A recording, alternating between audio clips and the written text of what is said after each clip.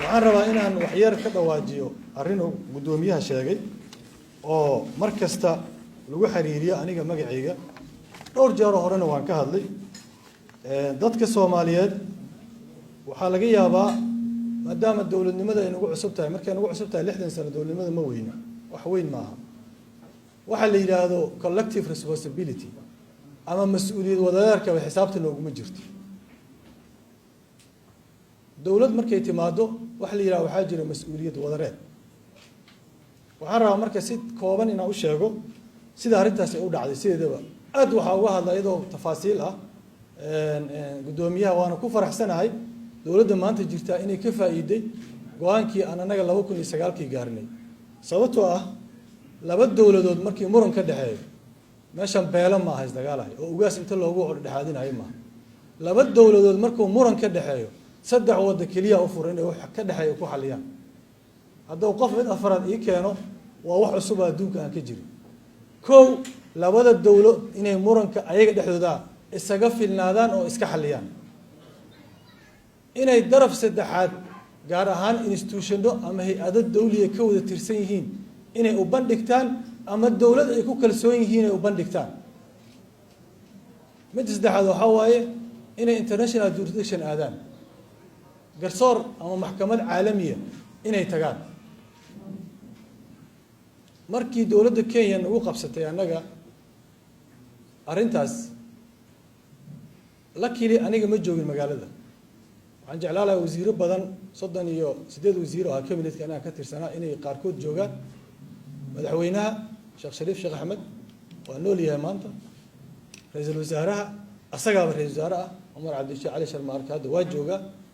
38 wasiir marka laga reebo afar dhimata Allah u naxariistay golaha wasiirada ayaga fadhiistay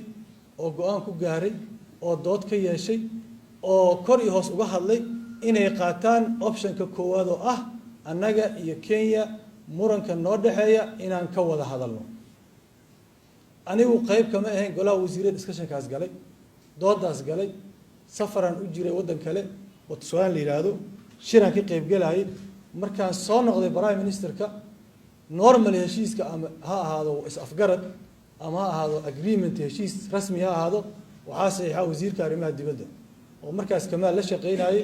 Maxamed Cabdullaah Omar oo ma joogin dalka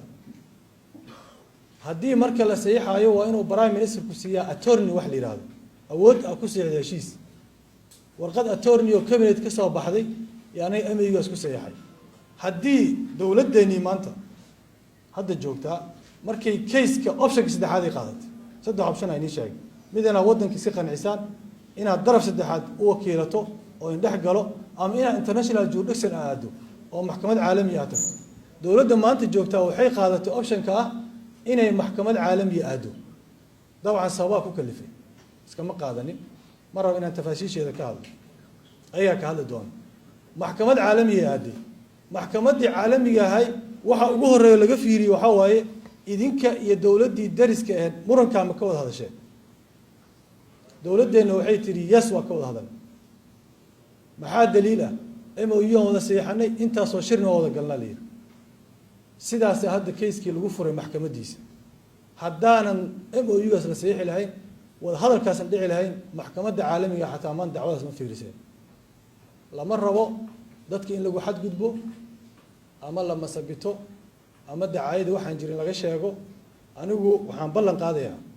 hortiina ka ballan qaadayaa haddii Ilaahay talada dalka uu guuleysiiyo in cid kasta oo Soomaali ah oo wadankan ka gashay wax takrifal awoodeed ama hanti ah in la xisaabtamo anigaan iska bilaabayo diyaaro kalsoonidaasaan qabaa dhiiranaantaasaan qabaa inaan diyaar u ahay inay hay'ad kasta oo dawli ay baarto aniga golihii wasiiradan ka tirsana madaxweynihii ra'iisul wasaarihii waa joogaan waa runtiis mudane Kamaal madaxweynaha markii la warsay Sheekh Shariif wuxuu yiri arintaas waa laga gudbay baarlamaanka markuu diiday laakiin anigu waxaan arkay baarlamaanka inuu hay'adda ugu shareysay sharciga dalka markaas ka jirtay uma arkayn la go'aankiisa ay u qaateen inuu marna sax ahaa sababtoo ah waxay ahayd guddi in loo saaro guddiga oo baaro waxa fiiriyo waxay yihiin laakiin si caadifad ah iyo wiilo website wax ku qoro haddana ku qorqora waxay soo tabiyeen go'aan lagu qaato unfortunately Kenya waa dalan darisnahay xuduuda naga dhaxaysa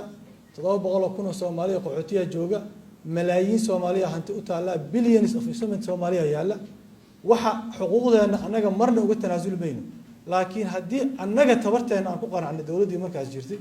inaan wada hadal ka galno oo aan Kenya la hadalno sababtoo ah looyaro lacag ku qabsanana ma haysan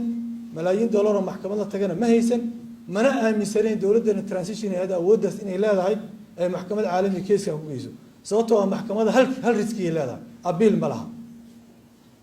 haddii laga adkaado keeska waa Allah ku aruuriyo nabiga Allah ku bashigo keesku abiil ma laha marka anaga taxaddar iyo waxaan ku qaadanay go'aanka waliba aniga go'aanka waxba kama qaadan golaha wasiirada fadhiisto aniga aan joogin madaxweynahay u tageen